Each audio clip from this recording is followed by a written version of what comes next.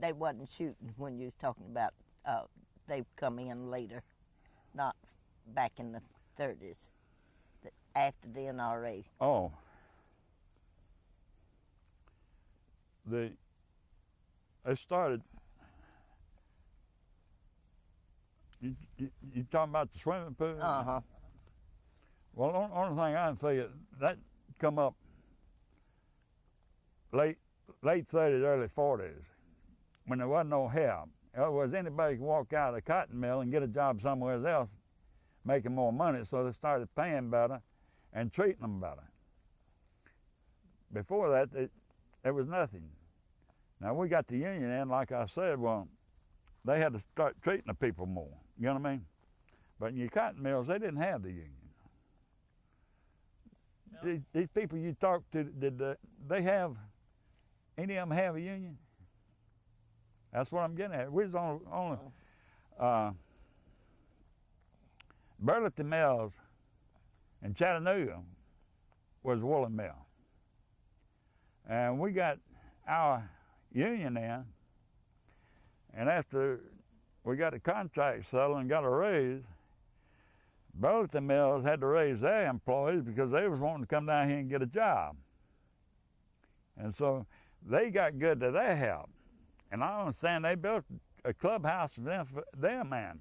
You know what I mean? They were scared they'd lose the help to us, experienced hands, because we both had pretty near the same type of machinery.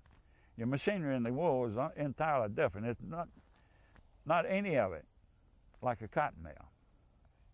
Everything is different. You got looms, but you got different type of looms, and took a little more skill help. It took a little more skill to run those looms. Well, you carding, you spinning, and everything else was entirely different. Now, I know that you came from an Army family. Yeah. Now, I believe you came from a textile family, didn't you? Yes, Mother and Daddy. Tell me about the background of most of the people you work with. They were all in the mill, worked in the mill, most of them. A whole family, but my generation, the children, the biggest part of them did not go in and follow quite as much.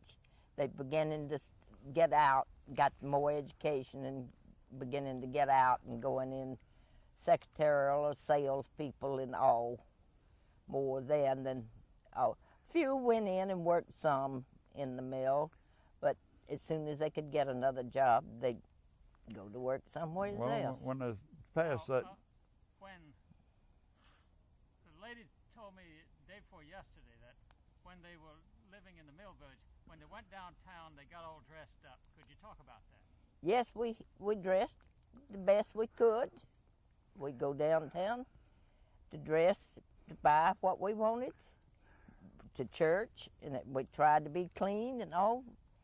And yet, we're like I dress the same way now I would back then, because around the house I might have on some clothes that I can get messed out and run down and jump in the lake with or whatever.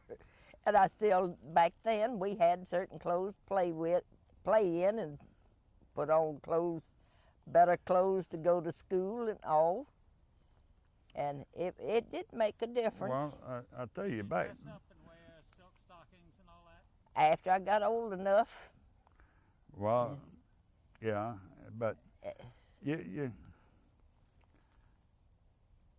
most people, not all, only aristocratic dressed all the time.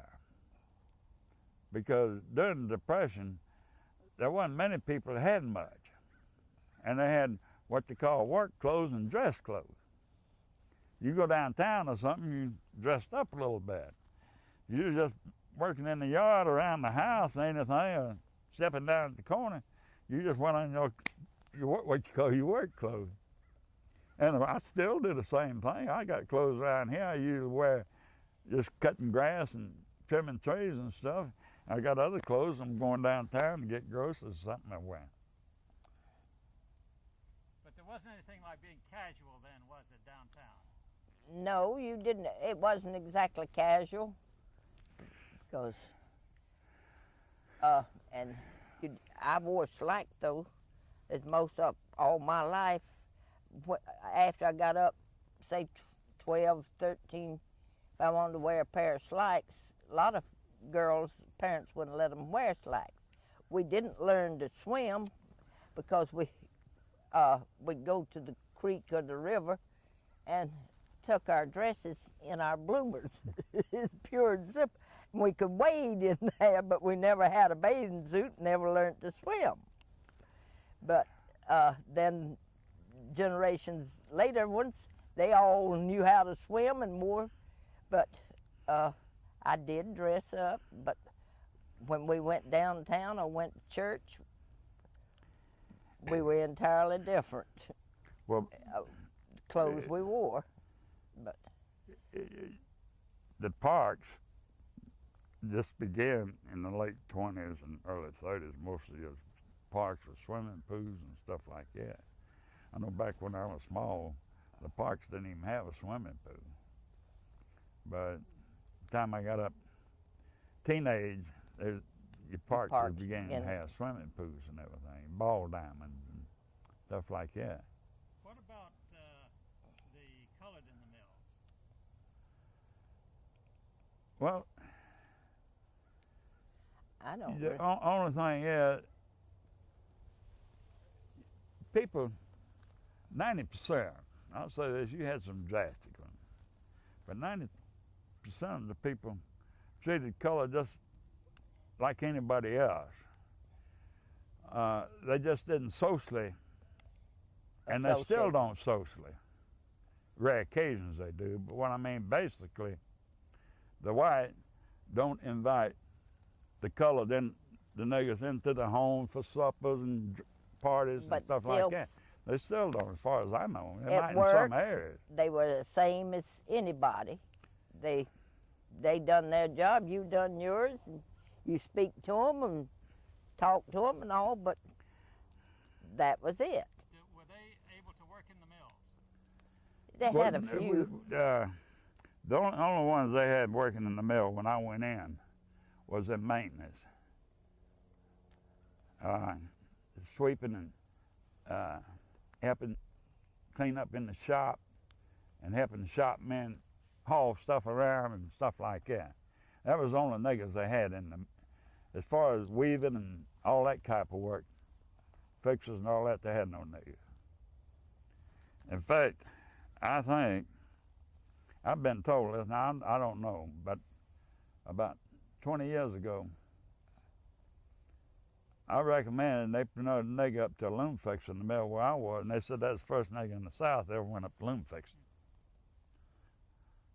And I happened to run into him the other day, and he went to school after that, and he a supervisor in there now. But he was the type, he was willing to work and do what you tell and try to figure out, and he was hesitated a lot of times about, I tell him, how about doing this job for me? He didn't have he scared he didn't have the experience. I said, well, try it. Go ahead. And he come out pretty good. So he just learned all different jobs in the mill. I use him where I need him, saying he always work out. And so he come on up, he's supervisor over at Sibley right now. But I was told that he was, by Big Wheel from Milligan come down. They'd have a meeting there once a month down here. And I was told he was the first nigger that was promoted to loom fixing in the South. Now, I don't know if that's true. That was about 20 years ago. Anything, gentlemen, that you want to know? Don't want to bid on a lot. Huh? He wants to bid on a lot. Jamie, I know your pocketbook.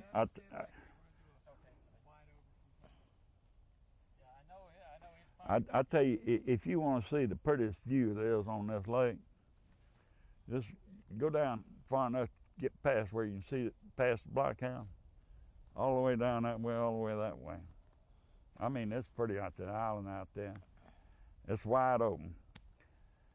See, most of the lights up here, I got it back in time.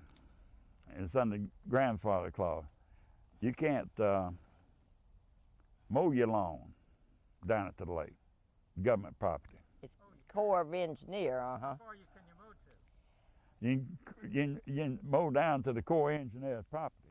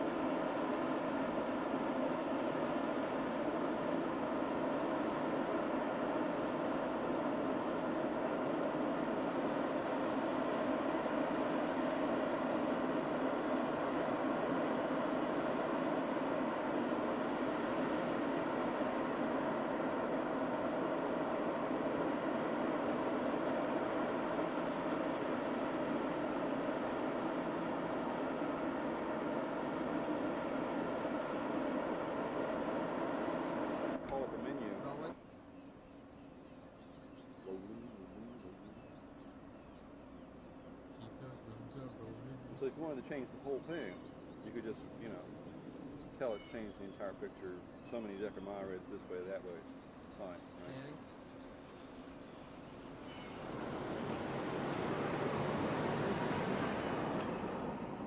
You just draw a little line around it. Said clean edges. Oh, Jesus, Jamie, why don't you put it back at a 2x? No wonder that shit looks so damn good. 2, 1, 2. Sorry, editor. Shoot me now, forgive me later. When I zoomed out, I wasn't on. Is this thing on? Editor's gonna hate me. Toyota did.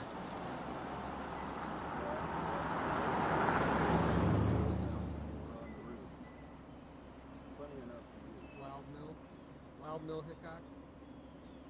Wild Mill Inman. I know him.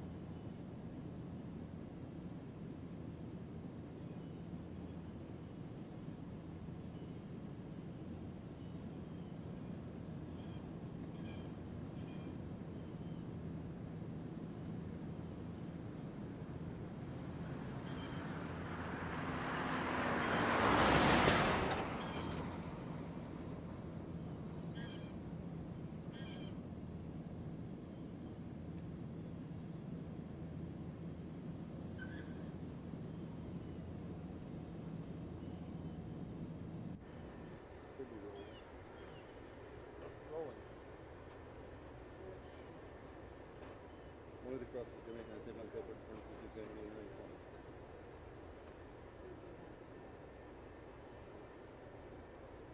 Is that enough?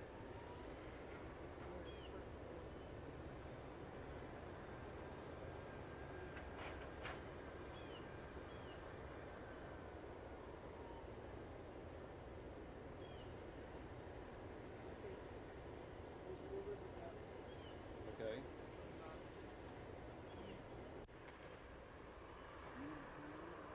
Yeah. Yeah, I'm gonna ride it. Just tell me clock or counterclock, okay?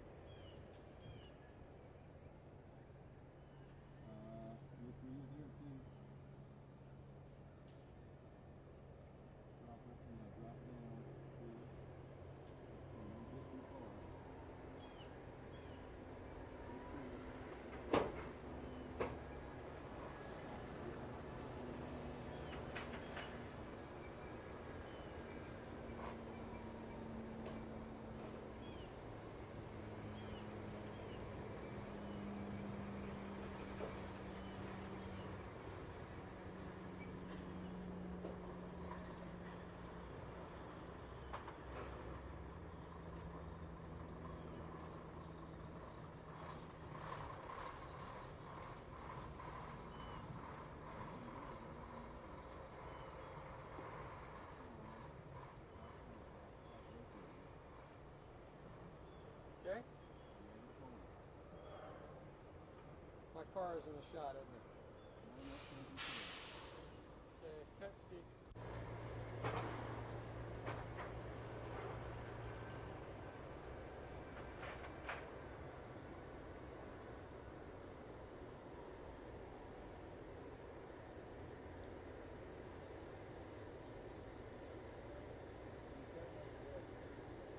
What? I'm through.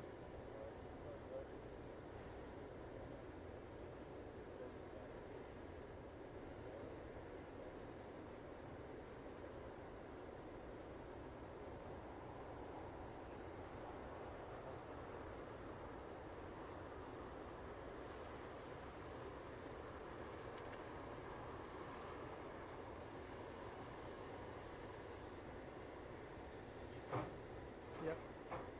Can we count to 10?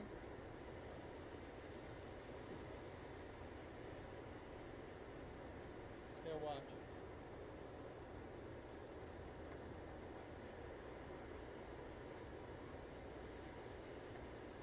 How's that one?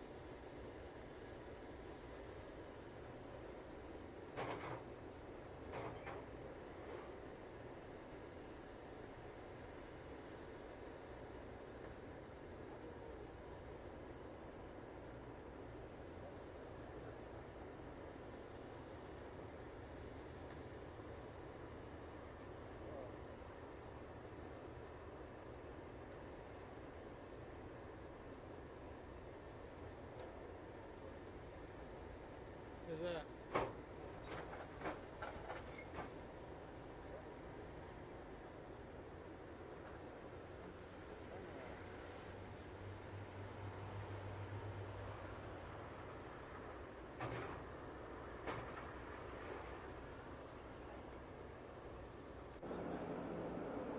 Okay, give me a 15 count.